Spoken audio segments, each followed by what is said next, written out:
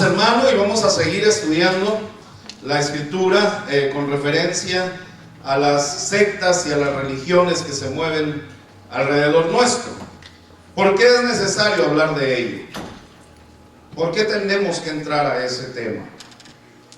Sabe que se ha vuelto, hermano, pero tan importante que nosotros como cristianos conozcamos realmente la doctrina que el Señor Jesucristo nos dejó. Uy, Dios, se me fueron todos. ¿Sabe que es importante que usted conozca la doctrina? Ahorita le voy a preguntar preguntas así doctrinales, a ver si es cierto que es tan importante que usted ya se la sabe. Le voy a estar preguntando y usted, hermano, como está bien afilado en la palabra, hasta el verso, hasta la cita me va a dar ahorita. Porque pensamientos humanos no queremos, ¿verdad? Queremos realmente la palabra del Señor. Es importante porque mire cuántas cosas se están levantando alrededor. Cuánta gente está supuestamente, hermano, movida por el Espíritu de Dios o por el Dios mismo. Está diciendo que pueden sanar, que pueden hasta adivinar, el Señor reprenda al diablo, el futuro de la gente. Ayer compartía con algunos hermanos que, no sé si ustedes vio las noticias, que hay una mujer que es invidente, o sea ciega, no ve en lo natural, pero que, hermano, esa mujer solo toma las manos de cualquier persona y en el momento del contacto físico con las manos de la otra persona, empieza, según ella dice, que le empiezan a pasar como una película de la vida de esa persona y del futuro de esa persona. Entonces ella empieza a decirle lo que ha pasado y lo que va a pasar en la vida de esa gente. Y mire cuánta gente está siendo engañada, cuánta gente, hermanos, está creyendo lo que dice esta mujer, que ella viene con un don de Dios, que ella viene de parte del Señor para ayudar a la gente, al mundo. Entonces, ahí es donde, mire, cuando, yo no sé si usted lo ha experimentado, espero que sí, pero no sé si en algún momento, en algún tiempo de su carrera cristiana, algún pastor, algún profeta le ha hablado, le ha dicho cosas que usted no había ni platicado, cosas que solo Dios y usted sabía. Ningún varón de Dios le ha hablado eso. Cosas que, hermanos, radican en su alma, que son necesidades tremendas que están latentes en su alma, y que el Señor viene y en ese momento le da la sabiduría y el don, hermano, de discernimiento y de ciencia, para que el varón del Señor le hable y le diga: el Señor te dice a ti esto y esto y esto y esto es lo que estás padeciendo, pero por esto y esto es que tú lo estás padeciendo. Pero ahora Dios quiere sanarte, ahora Dios te está atrayendo porque Él tiene planes contigo y estos son los planes de Dios, y te los empiezan a declarar. ¿A alguien le han hablado así? ¿De parte del Señor? Bueno, a los que no, pues prepárense, ya les va a llegar. Porque Dios habla también de esa manera. Hermano, hay una palabra que en la Escritura, de otra manera la traducción no la dice, pero esta palabra hace ver que Dios desde la antigüedad se mueve a través de esas revelaciones. Y la palabra es oráculo, los oráculos del Señor. Entonces, cuando nosotros empezamos a ver cuáles son los oráculos del Señor, cuáles son las formas que Dios usa para revelarse a su pueblo, nosotros empezamos a ver que la palabra profética, hermano, es uno de los principales medios que Dios usa para bendecir a su pueblo. Amén. Bueno, usted no ha conocido ningún profeta. Mire la samaritana.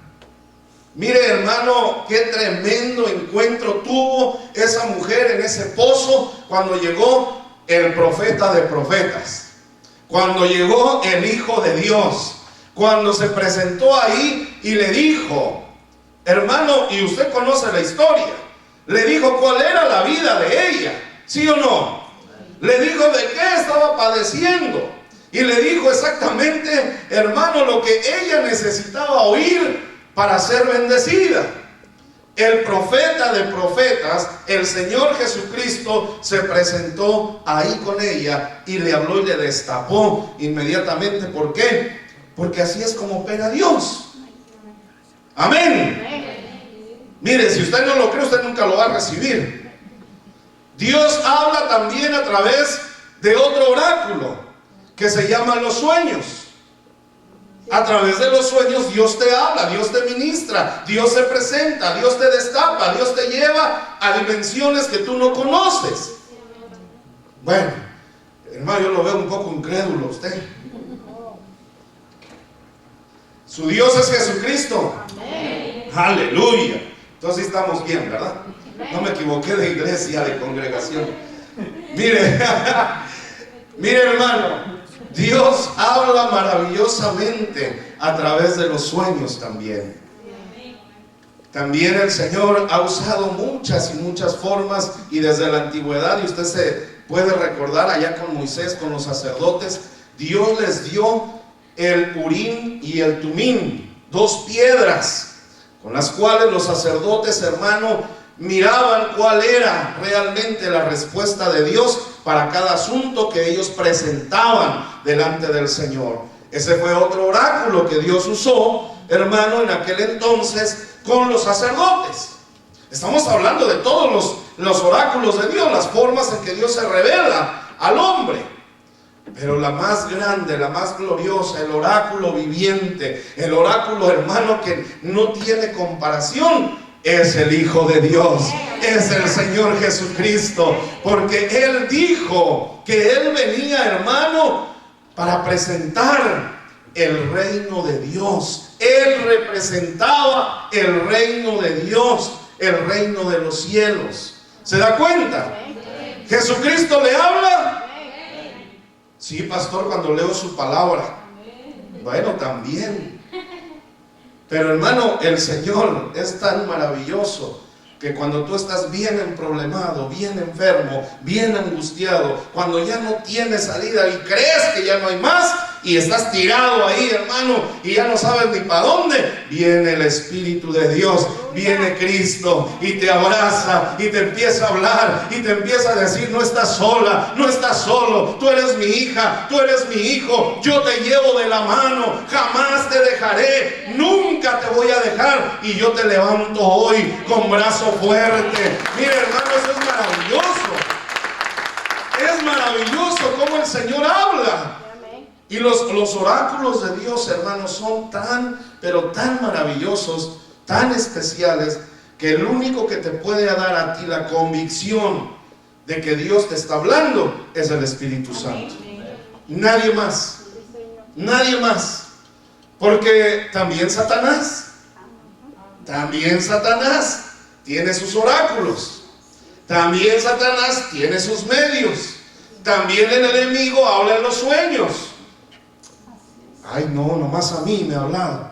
Bueno, santo. Yo puros angelitos oigo, dice usted. Mire, hermano, qué tremendo es.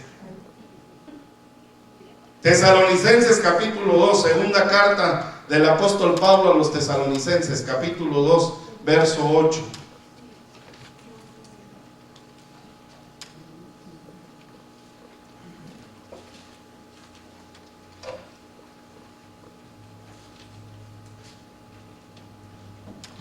Capítulo 2, verso 8. Y entonces se manifestará ¿quién? Aquel inicuo, dice la palabra, a quien el Señor matará con el espíritu de su boca. Mire cómo dice la Escritura, hermano. Y destruirá con el resplandor de su venida. Santo Dios.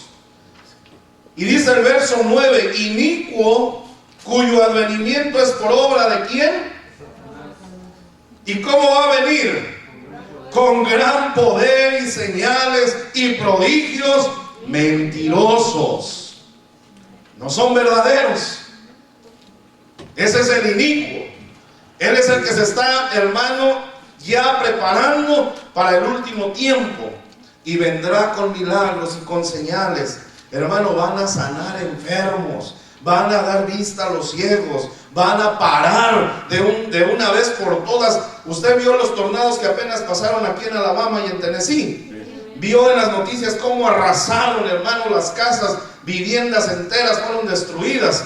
¿Qué le parece que cuando todo eso ya venga y esté a punto de entrar a las ciudades, se pare ese inicuo y lo pare todo eso y lo desbarate? ¿Qué va a decir la gente? Pero ese es el inicuo, ese no es el verdadero. Pero se va a usar de todo eso para engañar si fuese posible, aún a los escogidos, dice la palabra. Mire, ahora, hermano, en todos lados, en el metro, en los autobuses, en las colonias, en los pueblos, en los ríos, en tantos lados, en las rocas, en los árboles, en todos lados, se sigue apareciendo la Virgen María. ¿Qué le parece? Y se corta el pedazo de piedra, el pedazo de árbol, el pedazo de lo que sea, se le pone ahí un nicho, hermano, un altar, se le levanta, se le ponen velas y la gente de todos lados viene a ofrecerle, hermano, ofrenda y su fe, a depositarla ante esas imágenes. ¿Será que es la Virgen María?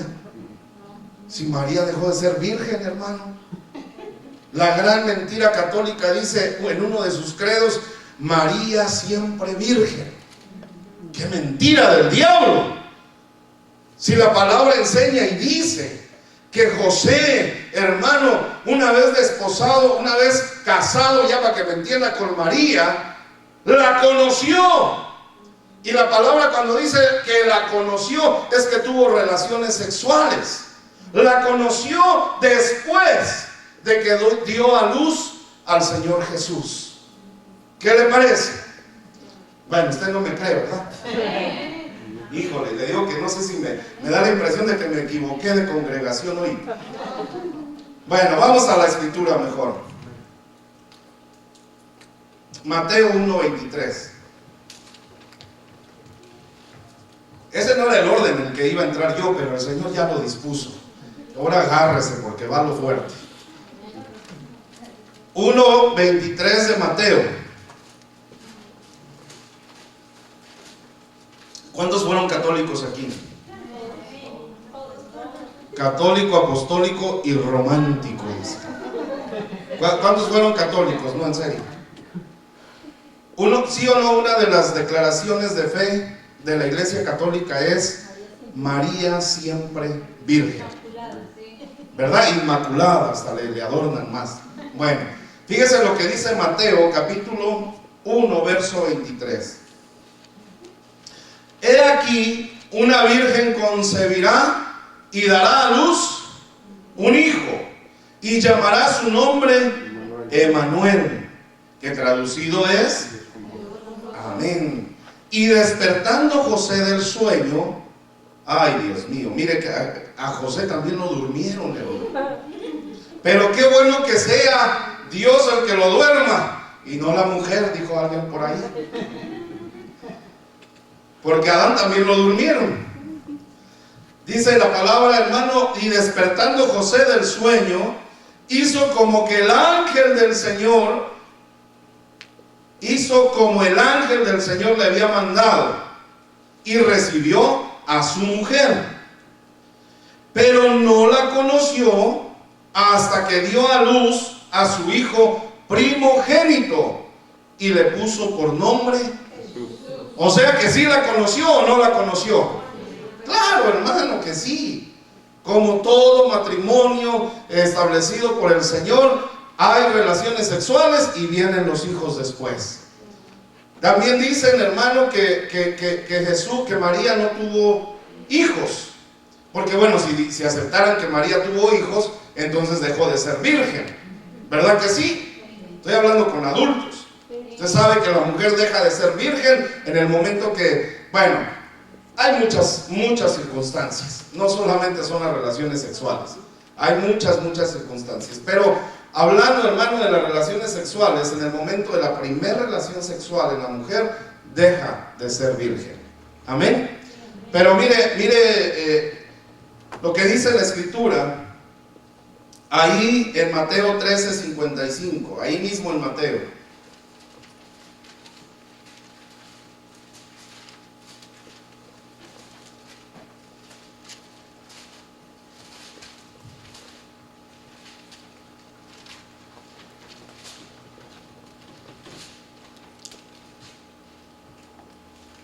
Ya lo tienen.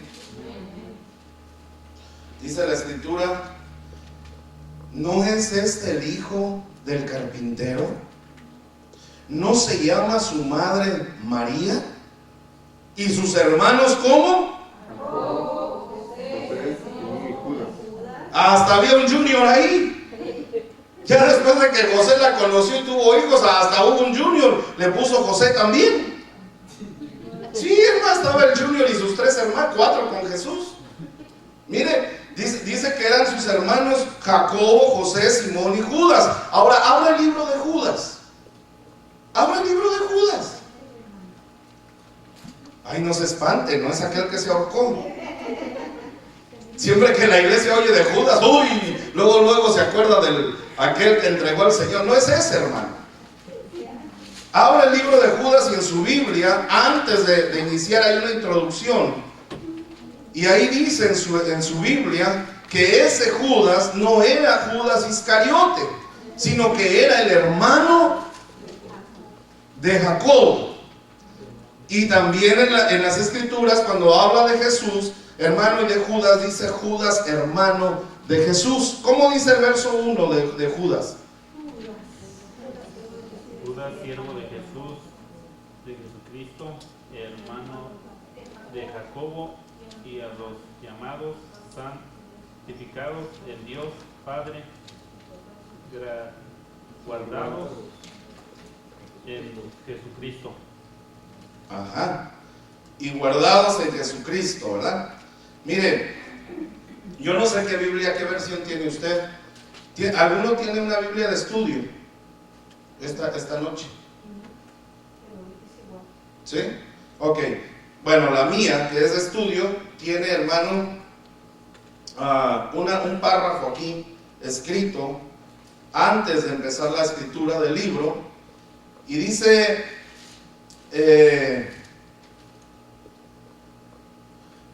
déjeme buscar aquí está.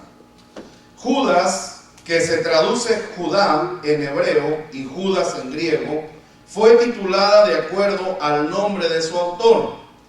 Verso 1 dice: uno de los 4 medio hermanos de Cristo. Uno de los 4 medio hermanos de Cristo, dice, como el 4.º libro más corto del Nuevo Testamento. Judas es la última de 8 epístolas generales. Judas no cita al Antiguo Testamento directamente, pero hay por lo menos 9 referencias obvias al mismo. Contextualmente, este sermón epistolar podría ser llamado los Hechos de los Apóstoles. Pero bueno, lo que yo quería que usted viera es que, hermano, en este libro los registros históricos hablan y dicen que él era medio hermano del Señor Jesús. O sea, la Biblia, hermano, enseña y es contundente en que María no siguió siendo virgen. Ahora, ¿María es la salvadora? Porque también le dicen que ella es la salvadora de todo el mundo, ¿verdad? Pero dice la Escritura, hermano, en Hechos 4:11. ¿Ya usted se dio cuenta de qué religión estamos hablando? Todavía no, ¿verdad? Hechos 4:11.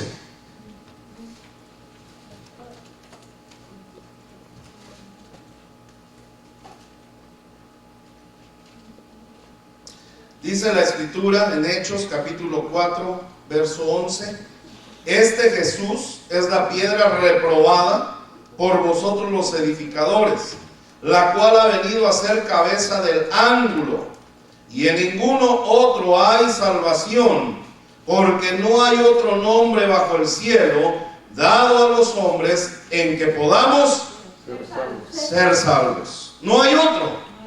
El único nombre es el nombre sobre todo nombre, el nombre de nuestro Señor Jesucristo. Él es nuestro Salvador. María se conoce también, hermano, ellos dicen que María es intercesora, ¿verdad? Entre Dios y los hombres, que es madre de Dios y que por eso es intercesora. ¿Quién es el que intercede delante del Padre por cada uno de nosotros? El nombre que se ha dado, hermano, el único nombre en el cual encontramos salvación. No hay otro. Él dice que Él es el que intercede delante del Padre por cada uno de nosotros. Dice que Él, porque Él participó de carne y de sangre, Él fue tentado en todo y conoce nuestras debilidades. Por eso, si nosotros caemos, si nosotros nos equivocamos, abogado tenemos para con el Padre, a Jesucristo nuestro Salvador. Amén. Entonces, mire, yo entré y partimos por ahí porque quiero leerle algunos datos que son muy importantes y que quiero, hermano, a manera de reseña histórica, que usted más o menos sepa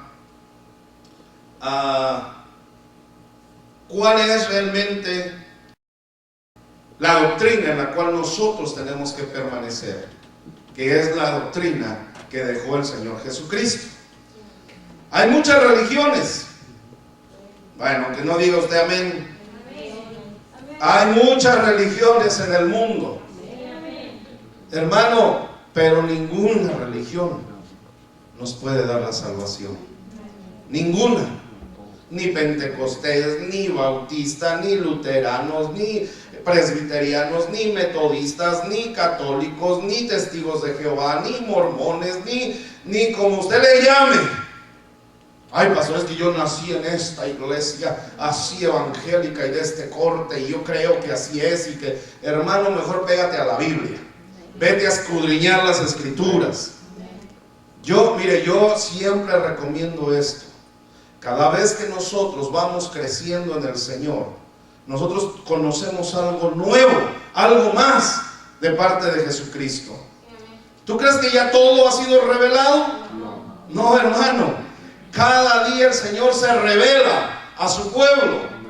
Clama a mí y yo te responderé, ¿verdad? Y te enseñaré cosas grandes y ocultas que tú no conoces. ¿Sabes que el peor error de los evangélicos, de los cristianos, es creer que ya fue revelado todo? Y que como me dijo mi abuelito, mi abuelita y el pastor donde yo crecí, porque yo crecí ahí. A mí mi papá, mi mamá me llevaban de la mano. A mí me enseñaron que esto y que lo... Mire, yo lo decía. Yo era así. Crecí en una religión, hermano, cristiana. Pero al fin y al cabo era religión. Al fin y al cabo estaba encerrada, encasillada en lo que se conoce como una religión. En que yo tenía, hermano, la obligación de hacer cosas que nos imponían, según ellos y según decía la Biblia, que nos imponían para yo ganarme la salvación. Como que el sacrificio de Cristo no hubiera tenido valor. La religión enseña eso. Todas las religiones lo que van a enseñar es que solamente por buenas obras es que tú vas a entrar al cielo, es que tú vas a ser salvo. Y eso es la gran mentira de la religión. Jesucristo te regaló la salvación en el momento que tú le aceptaste. ¿Y sabe por qué a veces cristianos dicen qué difícil es ser cristiano? Cuando dice el Señor, tomad mi yugo y mi carga, que es ligera, es fácil de llevar. Mire qué tremendo. Y usted hoy me puede decir, no es cierto, pastor, eso es bien difícil. A mí no me diga, dígale al Señor, Él fue el que dijo. Él fue el que dijo, hermano. Y si lo dijo es porque hay fundamento. Y si lo dijo es porque es fácil. Los complicados somos nosotros. Los difíciles somos nosotros. Los religiosos somos nosotros. Pero Él ya lo hizo todo. ¿Sabe cuál es el problema? Que no hemos entendido que nosotros caminamos, dice la palabra, guiados por el Espíritu Santo. Y si tú caminas guiado por el Espíritu Santo, que lo sabe todo, hermano, que Él te va a llevar a la verdad, que Él es el consolador, que Él es el que te fortalece, que Él es el que revela el corazón del Padre. Si tú vas a ser guiado por la persona maravillosa del Espíritu Santo de esa manera, entonces ¿cómo es que va a ser difícil? ¿Sabes qué es lo que pasa? Que la fe de nosotros no está bien cimentada. Que la fe de nosotros todavía no hemos creído como realmente deberíamos de creer. Por eso se nos hace difícil. Por eso nos quejamos de todos y de todo. Hermano, todos nos estorban. Todos nos señalan. Nadie me quiere. Todos me odian. Mejor me como un gusanito, dijo alguien. Dios mío. Y así parece, hermano, así vamos los cristianos a veces. ¿Por qué? Porque no hemos creído realmente quiénes somos en Cristo Jesús. No hemos creído que verdaderamente el que nos dirige, el que nos guía, ya sabe todas las cosas. Y que siempre nos va a llevar con amor, hermano. Y dice el Señor que cuando nosotros nos desviamos, nos equivocamos, caemos, dice que el Espíritu Santo clama con gemidos indecibles delante del Padre. ¿Se da cuenta? Qué tremendo, hermano. Tan cabezón uno, y aún el Espíritu clamando por nosotros, y con gemidos indecibles. Cuando el Señor nos dice: vengan, clamen a mí. ¿Cómo clamamos a Él? Ay, hermano, qué tremendo. ¿Sabe que la fe es algo que verdaderamente tenemos nosotros que echar mano para poder lograr que el caminar no sea difícil? Porque Jesús ya lo dijo. ¿Tú crees que era difícil para aquellos, hermano, en la persecución del Imperio Romano, en el año 308 después de Cristo? Cuando la iglesia estaba tomando un auge, hermano, tan fuerte, cuando la iglesia estaba creciendo de una forma, hermano, maravillosa, cuando la iglesia se estaba, hermano, reproduciendo. ¿Por qué? Porque el poder de Dios, el poder de Cristo estaba en la iglesia. ¿Pero por qué estaba? Porque los cristianos, los primeros cristianos, le creyeron firmemente al Señor. Bueno, que no diga amén usted. Ellos le creyeron, hermano. Mira, yo te voy a leer unos datos ahí. Es más, estos personajes, hermano, que te voy a leer aquí,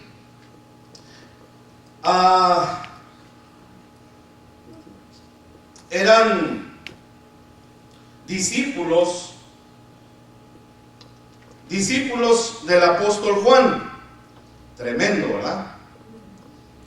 Mire, en el año 69 a 156 después de Cristo, dice que hubo uno que se llamó Policarpo. ¿Ha oído ese nombre, verdad? Bueno, pues no era el que usted oyó, era el otro, el del 69 después de Cristo. Policarpo fue un discípulo del apóstol Juan y obispo de Esmirna. Para que usted no se confunda, hermano, quiero decirle primero que cuando la palabra dice y la historia dice obispo, no está hablando del catolicismo. Usted conoce la escritura cuando el apóstol Pablo dice que él, hermano, instalaba obispos, ¿verdad que sí? En diferentes ciudades donde él salía a evangelizar. El obispo no es más que el pastor, el que se hace cargo de la iglesia local. Entonces, ese es el obispo. Hoy se ha acostumbrado a decirnos pastores o pastor, ¿verdad? Pero en realidad, según la palabra, según la enseñanza de los apóstoles, somos obispos. Y no espere verme con sotana, pero somos obispos. Entonces, yo se lo digo para que no se confunda, pero mire, este Policarpo era obispo de Esmirna, aquí para allá de Mofresboro, para allá. En la persecución ordenada por el emperador, dice, fue arrestado y llevado al gobernador. Al serle ofrecida la libertad, fíjese que el gobernador le ofreció la libertad a Policarpo y le dijo, ¿sabes qué? Te vamos a hacer libre ahorita, en este mismo momento, pero si tú maldices a Cristo delante de todos nosotros, de todo el consejo, de todo el tribunal, si maldices a Cristo, ahorita te vas libre, sin ningún problema. Y esos eran sanguinarios, hermano. No le estaban diciendo todavía de qué lo iban a hacer libre, pero segurito era la muerte. Y mire lo que Policarpo, hermano, contestó.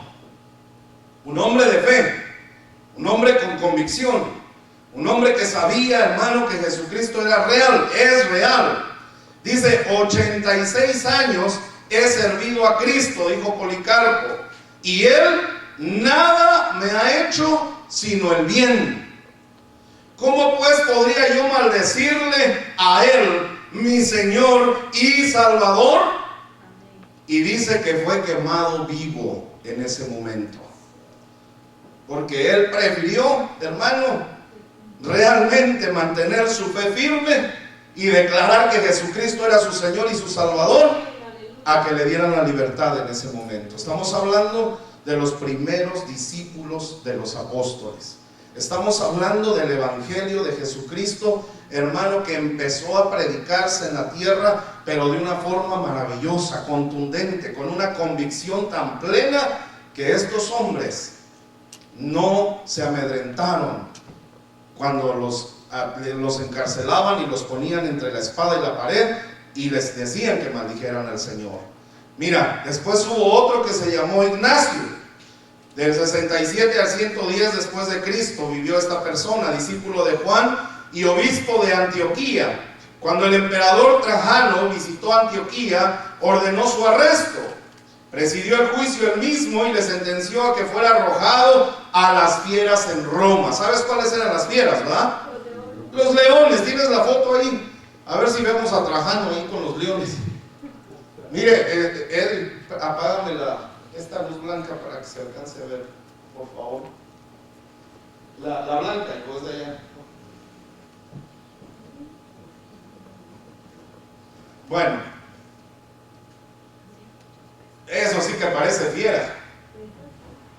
Hermano, los romanos usaban a los leones y los dejaban sin comer literalmente, para que estos se volvieran más salvajes, más fieros. Y cuando los cristianos que no renunciaban a su fe eran apresados, a muchos de ellos los echaban a los leones. ¿Tienes otra, hijo, o solo esa? Del Coliseo Romano.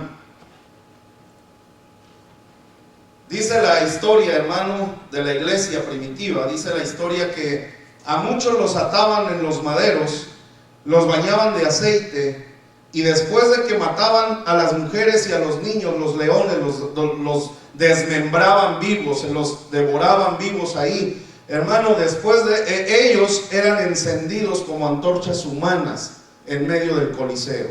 Y eso era un aplaudir y un jajaja de todos los romanos. Ese era el castigo para los primeros cristianos.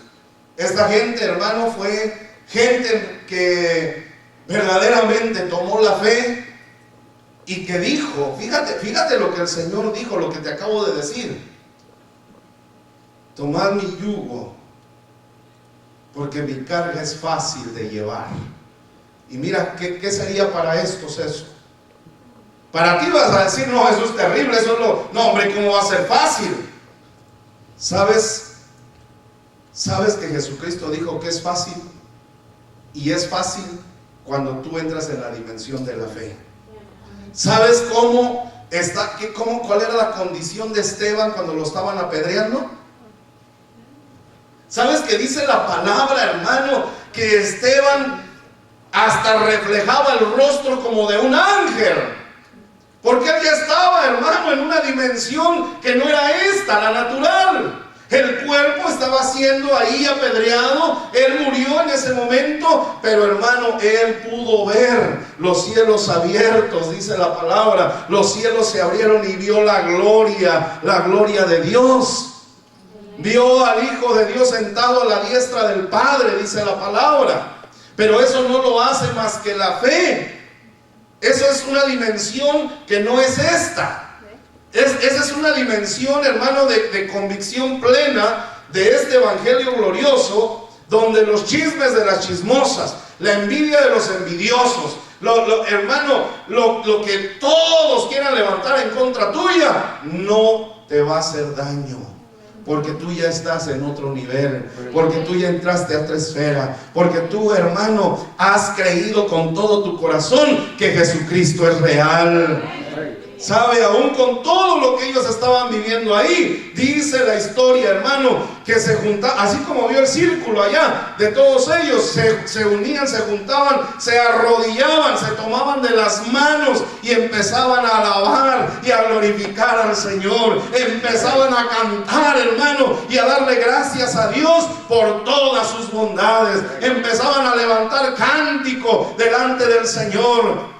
Mientras los leones eran soltados en ese momento, y los leones iban y los acechaban y se acercaban, y ellos seguían alabando al Señor, ellos seguían cantándole a Dios. ¿Por qué? Porque en ese momento ellos ya no estaban ahí, ellos a través de la fe estaban en la misma presencia de su Padre Celestial. ¿Se da cuenta? Ay, hermano, qué maravilloso es esto, cuando nosotros empezamos a ver, cuando nosotros empezamos a dimensionar que el dolor humano no es, hermano, aunque hayamos sufrido lo que usted quiera, no representa nada a la gloria que nos espera allá arriba en los cielos, a la gloria que nos espera allá con nuestro Padre Celestial. Por eso es, denle el aplauso al Rey, bendito sea el Señor. Por eso es, hermano, que el Señor no abrió su boca cuando le escupieron la cara, cuando le arrancaron las barbas. Mira, él tiene barba, ven acá, te vamos a arrancar un manojito ahorita. Mira, hermano, le arrancaron la barba. Bueno, Jesucristo era reconocido como rabí, como maestro, ¿sí o no? Y la tradición judía, hermano, habla de que los rabís, los maestros, usaban la barba larga. Eran reconocidos, hermano, como maestros tremendos, eruditos, porque la barba también representaba en ellos un grado, Dios mío, un grado maravilloso de honra, de sabiduría. Y al Señor, hermano, esa barba se la arrancaron literalmente. No creas que sacaron la navajita y empezaron a afeitar, no. Llegó un tremendo, lo agarró y le empezó a arrancar las barbas. Si uno cuando se está rasurando, hermano, Dios mío, ahora ya no sufro tanto, pero cuando usaba esos rastrillos, hermano, de una o dos hojas, y uno se empieza a rasurar, que ya creció un poquito, ¡ay! Se atora ahí de repente y te das el jalón y hasta sangra la piel y duele, un pelito duele.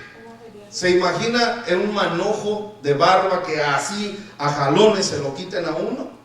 Hermano, esa piel se tuvo que desgajar también. Eso no pudo soportar esos jalones de la barba.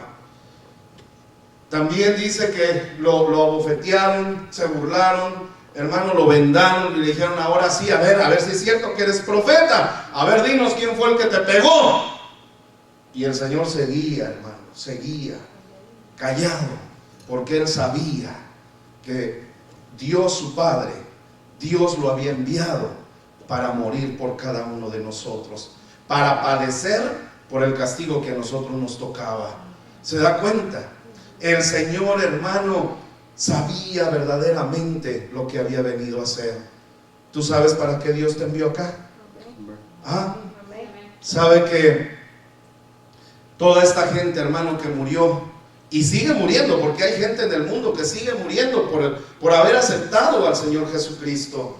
No muy lejos, ahí, hermano, en la India, en los países musulmanes, A las mujeres las matan, a los hombres los queman, hermano, están haciendo destrozos terribles con la gente que está aceptando al Señor Jesucristo.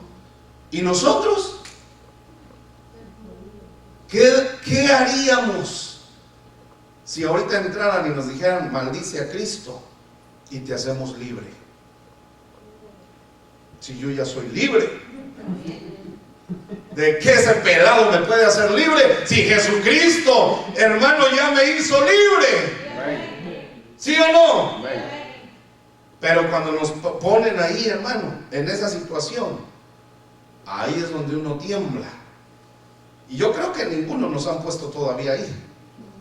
Pero esperemos en Dios que en su gran misericordia, hermano, estemos fortalecidos en Él si llegara a darse ese momento. Pero tenemos que creer con todo nuestro corazón, porque a veces vivimos un evangelio pero tan... Ay, hermano, Abraham me vio feo hoy. Ay, no lo soporto mucho, No crean, de veras, no lo soporto. Ya mejor me voy de la iglesia, dicen. Y se van. Ay, Dios mío. ¿Cómo? Ajá. Ajá, el evangelio muy, pero muy suave. Hermano, cuando el Señor nos ha dicho que el evangelio es poder de Dios. Es poder de Dios. Pero ¿poder para qué? ¿Para qué? ¿Para llorar cuando viene el primer problema? ¿Para quejarnos con Dios cuando creemos que no nos está escuchando? Cuando no nos salen bien las cosas y decimos, y para eso, otra vez regresé a la iglesia para eso. Si no me iba tan peor cuando andaba allá. Y no alcanzan a dimensionar, hermano, que fuera de Dios, fuera del Señor, no hay nada. Lo único que hay es destrucción y muerte. En Cristo Jesús hay vida. Mira, esos primeros, hermano, estos primeros cristianos, qué tremendo. Había otro que se llamó, a ver si lo pronuncio bien, se llamó Papías, o Papias, no, porque el acento es en la I, Papías, cerca del 70 y al 155. Dice otro alumno de Juan, obispo de Hierápolis, unos 160 kilómetros al este de Éfeso, puede haber conocido a Felipe, de quien dice la tradición que murió en esa ciudad. Escribió un libro, Explicación de los discursos del Señor, en el cual dice que cuidó de preguntar a los antiguos las palabras exactas de Jesús. Fíjese cómo se empeñó este discípulo, hermano, a buscar realmente lo que Jesús había dicho y no lo que creían que había dicho. Y luego dice, padeció el martirio en Pérgamo, más o menos al mismo tiempo que Policarpo. Estos tres forman el eslabón que une el siglo apostólico y los tiempos posteriores. Esos tres fueron los primeros, hermanos, discípulos de los apóstoles, y que se dieron a la tarea de predicar el evangelio, pero el evangelio, hermano, real, el evangelio de Jesucristo. Después dice la historia, hermano, que pasaron muchos años. La Iglesia Católica enseña y dice que ellos, hermano, aseguran que nació la Iglesia después de la muerte y resurrección de Cristo. Y eso es una gran mentira. La Iglesia Católica como tal vino, hermano, ya a constituirse como una institución hasta el año 500 después de Cristo. 500 años, 5 siglos después. No fue inmediatamente después de la muerte y resurrección del Señor. Lo que sí, hermano, se instituyó desde el principio, desde que el Señor murió y resucitó, fue la iglesia de Dios, fue la novia de Cristo, fueron los hijos de Dios, fueron, hermano, a los que nos montaron el título de cristianos. Y nos los montaron porque dice la historia que cuando empezó la gran persecución, hermano, del Imperio Romano, que no era la Iglesia Católica todavía, era el imperio que predominaba ahí, el imperio romano, a través de los emperadores ordenaron la matanza de todos los cristianos, de todos los que estuvieran, hermano, llevando esa doctrina, esa enseñanza que iba en contra de todo lo que ellos políticamente y económicamente hablando, todos los intereses del imperio romano. Usted sabe que los romanos tenían muchos dioses, ¿verdad que sí? Y que los romanos hacían también imágenes y las vendían, y era un comercio tremendo. Usted sabe, hermano, que el imperio se impuso a través de la violencia, de la matanza de muchos pueblos, se imponían y tomaban naciones o ciudades, y también inyectaban su propia doctrina, sus enseñanzas, y hacían lo que Nabucodonosor hizo allá en aquel entonces. Trataron de imponer a todo el pueblo, a toda la gente que conquistaban su religión, y los hacían que adoraran a sus dioses y que llegaran al punto, hermano, de adorar al emperador. El emperador romano decía y se proclamaba ser Dios en la tierra. Entonces los romanos, eso era lo mismo, hermano, que perseguían con todos a los que habían dominado. Y cuando vieron que los cristianos empezaron a crecer, que empezaron a reunirse, que empezaron, hermano, a prevalecer, estos dijeron: los vamos a acabar, tenemos que matarlos, tenemos que acabar de raíz con todo esto. Y, hermano, empezó una gran persecución. Dice la escritura que muchos los que murieron, pues a raíz de lo que el imperio romano estaba llevando a cabo. Sin embargo, vamos a ir un poquito más adelante, más rápido. Entre los romanos más crueles, hermano, dice que desataban persecuciones contra los cristianos, a quienes consideraban una sociedad secreta. Dice: también se enfurecían los emperadores porque los cristianos no participaban, lo que les estoy diciendo, en la adoración habitual del emperador, ofreciendo sacrificio ante su imagen. ¿No le recuerda a Nabucodonosor esto?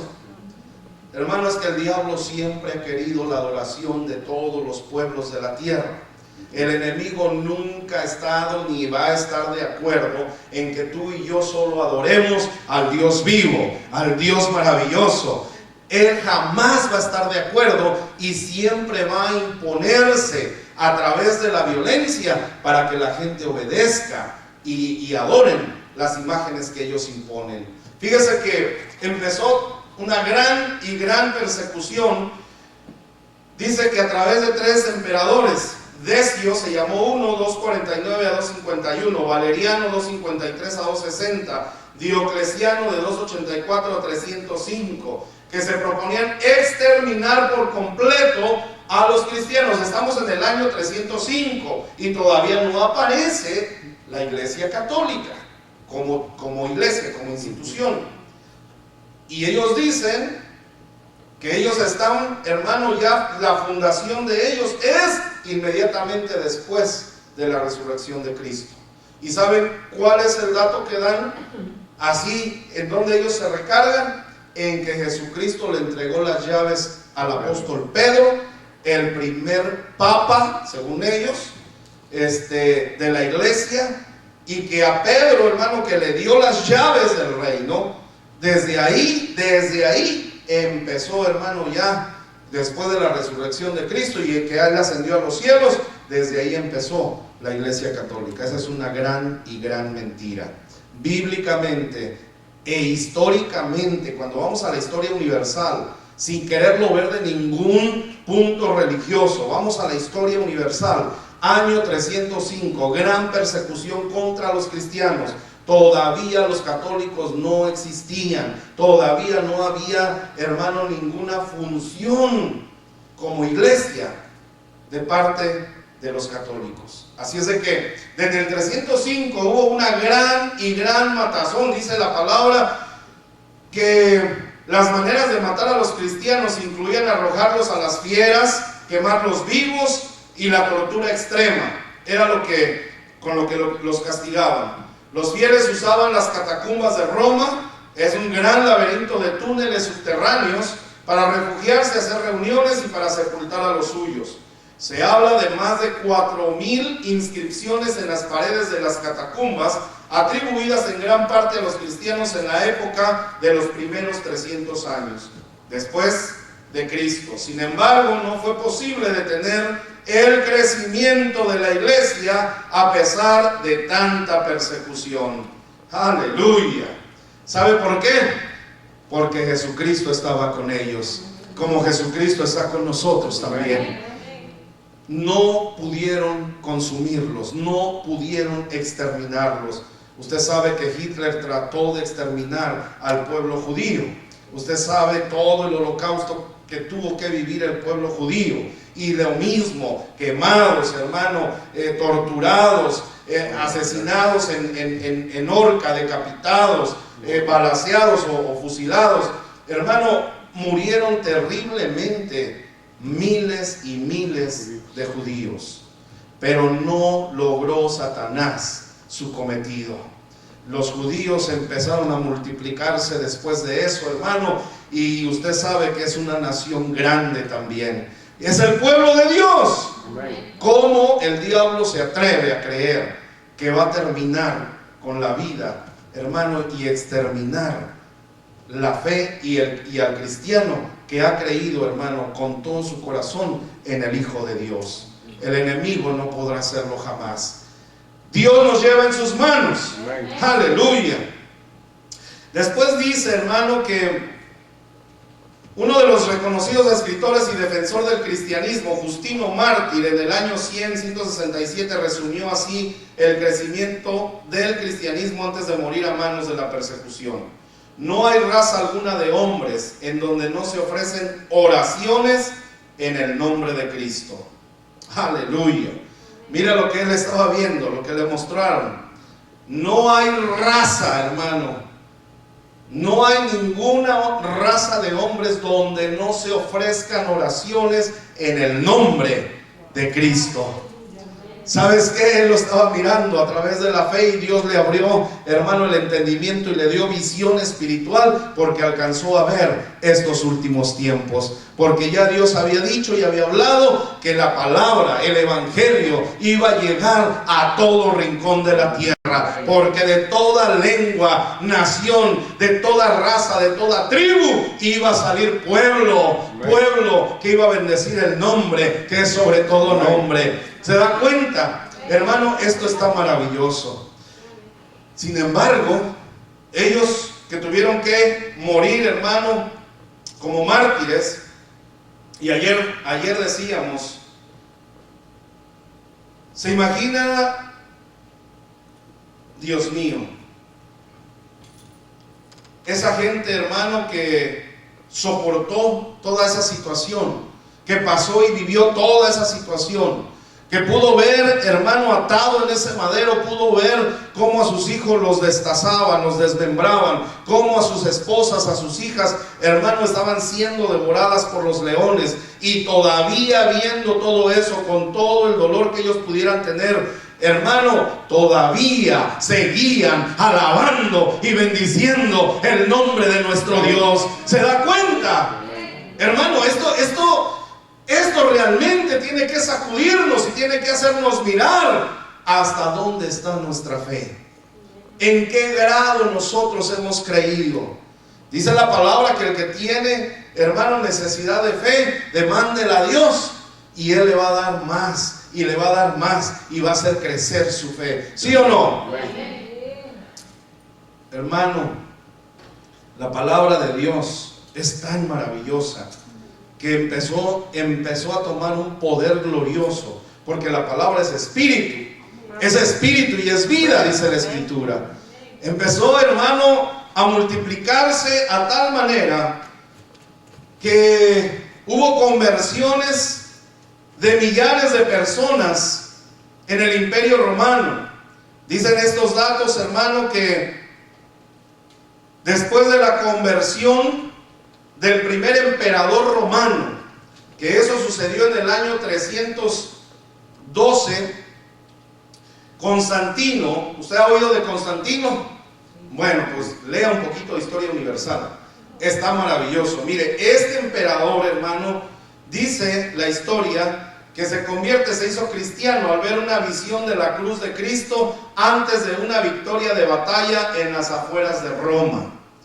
El cambio que dio la conversión de Constantino fue impresionante. Favoreció a los cristianos en puestos del gobierno y mandó a hacer 50 ejemplares de la Biblia para las iglesias de Constantinopla. Después dice, declaró día de descanso el domingo, lo cual significaba mucho para los esclavos y pobres. Dice que con el tiempo se abolieron la esclavitud y los gladiadores y empezó a haber iglesias por todas partes con ceremonias lujosas, dice este historiador. Fíjese que Teodosio, del 378 al 395 después de Constantino, dice que hizo al cristianismo religión del Estado y fue suprimida toda otra religión. El cristianismo, que por los primeros 3 siglos se conocía por la persecución de sus fieles, ahora fue obligatorio para los ciudadanos romanos. Esto le dio a los líderes eclesiásticos mucho poder político, pero también fue la causa de una cadena de abusos. ¿Sabe por qué? Porque el cristianismo no es una religión. Pero este tremendo la convirtió en religión. La, hermano, unió al Estado. Y cualquiera hubiera dicho, ¡ay, qué bueno, qué tremendo! Ya hasta puestos tremendos vamos a tener en el gobierno, ya nadie nos va a perseguir. Pero los fieles, hermanos, los que sabían bien cuál es el evangelio, los que saben, los que permanecen, no tomaron parte de esto. ¿Por qué? Porque empezaron muchos abusos, empezó a mezclarse el evangelio, la doctrina verdadera de Jesucristo con las ideas y formas y filosofías de hombres.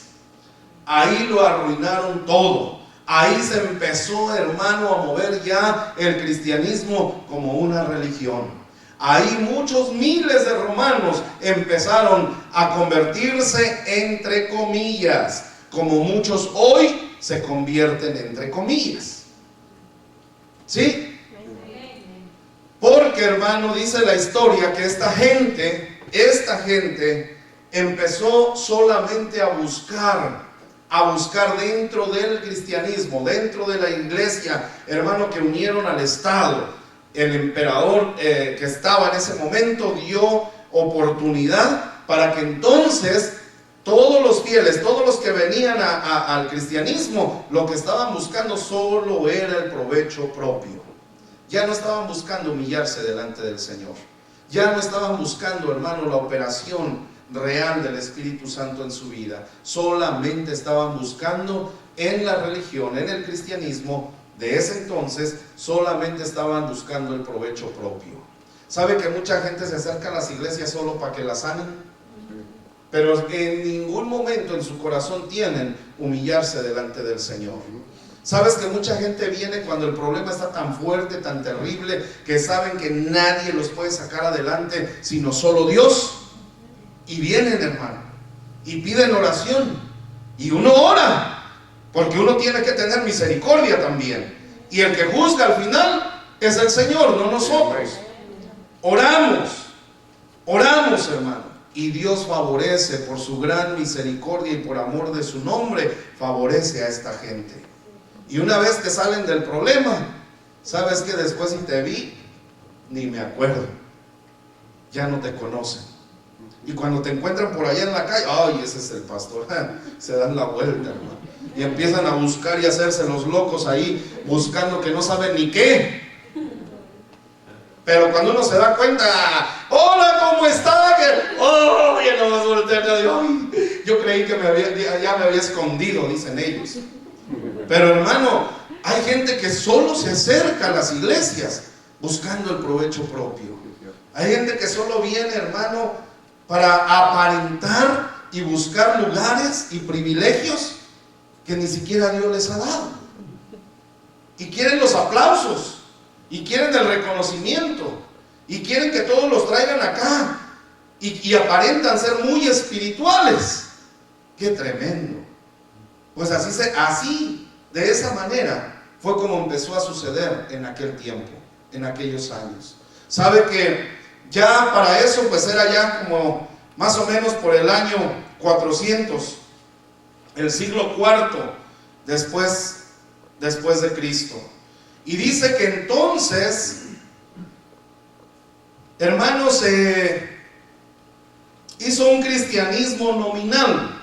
Esto quiere decir que el producto de esa conversión solo era, hermano, de nombre, pero jamás de convicción. Usted sabe que muchos se dicen cristianos acá en la tierra, pues, hombre. Muchos hermanos se dicen cristianos, pero están lejos de serlo. Usted va a las calles a evangelizar y le dice que de Dios y no, sabe que yo soy cristiano. Ni le mueva, porque yo creo en Dios también. Y yo soy cristiano. Y hasta asisto a la iglesia. Ah, qué bueno. Y así, para quitarte de encima, te dicen, ¿sabes qué? Ya, gracias, de verdad, gracias, pero yo asisto a la iglesia y yo soy cristiano. Ah, qué tremendo, ¿ah? Qué bueno, dices tú. Pero no es verdad. La vida que lleva la persona, hermano, no es como conforme a lo que dice la Escritura. Y ahí es donde uno, hermano, se da cuenta de lo que pasó en ese entonces. Es lo que está sucediendo ahora. Dice que cuando se centralizó o buscaron centralizar el cristianismo, en el siglo IV empezó la idea de un papa. Dice, la idea de un papa no existía en los primeros siglos desde Cristo. A fines del siglo IV, el cristianismo se había centralizado bajo 5 grandes centros: Roma, Constantinopla, Antioquía, Jerusalén y Alejandría. 5 naciones, 5 países, hermano, donde estaba el cristianismo en su auge completo, pero de la manera como lo estamos escuchando, lo estamos viendo. Y dice que cuyos obispos ejercían igual autoridad entre sí. El obispo de Roma era solo uno entre varios, no tenía más autoridad que los otros, eran igualitos. Estos 5 centros fueron representados en los concilios ecuménicos que se convocaban periódicamente, normalmente en Constantinopla, después de la división del Imperio Romano en el año 395. Antioquía, Jerusalén y Alejandría gradualmente cedieron autoridad a Constantinopla. Desde entonces en adelante, la lucha por el dominio del cristianismo fue entre Roma y Constantinopla. Usted sabe que, bueno, le voy a leer aquí, aún no existía la idea de un papa universal. Esto vendría más tarde con los cambios del Imperio Romano. Sabe que hubo una lucha tan fuerte, tan tremenda entre la ideología, hermano, de los 3 países contra los otros 2, que se separó, hermano, el cristianismo, o más adelante, cuando se formó ya como una institución no solamente religiosa, sino política también. Se instituyó la Iglesia Católica. Se dividió en sus primeros años. Se divide Constantinopla, hermano, de los otros países. Y entonces se forma el catolicismo ortodoxo y el catolicismo que hasta hoy en día se conoce como Iglesia Católica, Apostólica y Romana. Entonces, de ahí se separaron, de ahí salió la Iglesia Católica Ortodoxa, y de ahí cada uno se enfocó a buscar sus propios intereses. De ahí vino en ese momento, después de siglos de que el Señor había, hermano, resucitado, vino en ese momento la idea de tener una autoridad papal sobre toda la Iglesia Católica. Esto no fue instituido por el Señor Jesucristo. La palabra de Dios enseña, y los mismos apóstoles dijeron: yo no soy más que esclavo de Jesucristo, igual que ustedes. Yo soy el servidor de ustedes. yo no tengo ningún nivel más alto que el que Cristo me ha dado. Aquí el grande se llama Jesucristo. Aquí al que servimos es al Señor Jesucristo. Aquí no hay nadie, hermano, que sea mayor ni nadie menor. El Señor nos ha dado a todos, hermano, los que hemos creído, la oportunidad y el privilegio de ser llamados hijos de Dios y de entrar al lugar santísimo a través de la sangre del Señor Jesucristo. Esto se lo quiero dejar hoy solo como una introducción de lo que vamos a ver la próxima semana. Agárrese, porque la próxima semana usted se va a dar cuenta que ni usted era católico, hermano. Usted se dice que fue católico, pero ni sabe qué es el catolicismo. Yo le voy a preguntar primero, para que se dé cuenta que tengo razón. Le voy a preguntar sobre la doctrina que usted tenía antes, porque usted dice que era católico. Bueno, yo le voy a preguntar, hermano, a ver si es cierto que conocía su doctrina. Porque la verdad es que la mayoría está como aquel, ¿verdad? Que dice, como Vicente, ¿verdad? Al que sigue toda la gente, pero que no saben ni se enteran de lo que realmente es, sino que ahí van porque ahí les dijeron que eso era lo que tenían que hacer. Por tradición, por costumbre, pero no por convicción. Eso fue lo que sucedió en los primeros siglos, hermano, con el cristianismo. El cristianismo verdadero era convicción en la vida de los cristianos, porque llegaron, hermano, a padecer de esa manera y nunca maldijeron ni renunciaron al nombre de Jesucristo. Eso era convicción plena de la doctrina verdadera del Señor Jesucristo.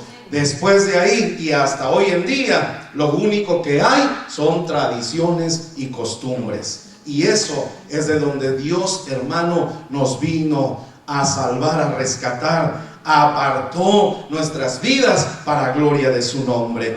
Por eso es que vamos a volver, hermano, al principio. Dios, a través de estos estudios, nos va a dar, hermano, la luz, el entendimiento, para que usted y yo nos paremos firmes, con convicción, y que venga lo que venga, no vamos nosotros a maldecir jamás el nombre que es sobre todo nombre. Amén. Él es nuestro Salvador, Él es el intercesor, Él es, hermano, el que dio su vida por usted y por mí, y no hay otro nombre dado a los hombres en que podamos ser salvos, solo el nombre de nuestro Señor Jesucristo. Póngase de pie y vamos a darle gracias a Dios. Bueno, ¿hay preguntas? ¿Me quiere preguntar de mi religión, que practicaba yo también? Bueno, la próxima semana me pregunta también si quiere. Yo salí, hermano, y ustedes lo saben. Dios me rescató a mí también de la religión. La religión que yo practiqué desde niño fue la iglesia de Dios del séptimo día. Era guardar el sábado, guardar la ley de alimentación y, bueno, todos los otros ritos que nos enseñaban que teníamos que hacer. Era religión también. Y Dios, hermano, tuvo misericordia y me sacó de ahí también. Así es de que yo le doy gracias a Dios. Yo no sé usted si le da gracias a Dios, hermano, porque Él lo apartó, porque Él se fijó en usted, porque Él lo separó para gloria de su nombre. Amén.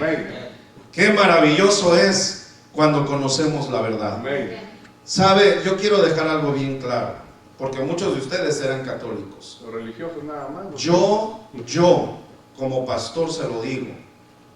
Yo, hermano, he recibido de Dios, por eso me sacó de la religión, y me enseñó, me instruyó, y yo puedo decir hoy, yo como pastor amo a los católicos. Yo no tengo nada, hermano, en contra de la gente. Lo que tengo en contra es de la religión, es del sistema, es de la mentira, pero no de la gente. Yo tengo amigos, tengo amistades, son católicos, estoy orando, participamos, hablamos de vez en cuando ellos abren la puerta, el Señor opera, pero yo no tengo nada en contra de los católicos. Eso lo quiero dejar bien claro, porque también el evangelio light, hermano, hace años que también empezó no sé, a dar una enseñanza doctrinal de que los católicos, hermanos, son lo peor, son nuestros enemigos, no tenemos que odiarlos. Ay Dios, entonces, ¿cuál Dios era el que estaban siguiendo estos? Si Dios es un Dios de amor, ¿sabe? Por eso le digo, nosotros tenemos que estar bien cimentados, bien claros. No es contra las personas, no vamos a avergonzar a nadie ni a humillar a nadie. Vamos, hermano, a proclamar la verdad de Cristo. Eso es todo. Y con misericordia, con amor, porque así es como Dios también a nosotros nos atrajo a Él. Amén. Así es como el Señor a mí me sacó de la religión, hermano. Así es como Dios a mí me sustentó, y por eso yo entiendo verdaderamente que todos podemos también gozar del privilegio, si creemos del amor de Dios. Amén. Así es de que vamos a orar, vamos a darle gracias a Dios. Padre, en el nombre de Jesús te damos gracias, te bendecimos. Gracias por este tiempo que tú nos has regalado. Gracias por mis hermanos. Señor, sigue operando en nuestros corazones, en nuestras mentes. Sigue hablando, Señor, a nuestras vidas. Ayúdanos a permanecer firmes. Ayúdanos, Señor, Padre, para que podamos desechar de nosotros toda religiosidad, que podamos encontrar en tu palabra la verdad, Señor, esta verdad gloriosa y maravillosa que es revelada, Señor, a nuestras vidas, y que podamos, Señor, orar también por aquellos, Señor, que todavía no han conocido la luz. Padre, ponemos en tus manos a cada uno de nuestros hermanos que están trabajando, están laborando, están, Señor, con algunas actividades hoy y por eso no han venido. Te rogamos que tú les visites, que tu bendición sea sobre ellos también, y que tú les des más de tu espíritu, Señor, para que haya en ellos también, Padre, la fe que tú, Señor, demandas para que nosotros podamos caminar haciendo tu voluntad. Padre, bendecimos a nuestros hermanos y al que esté enfermo, Señor, y en forma especial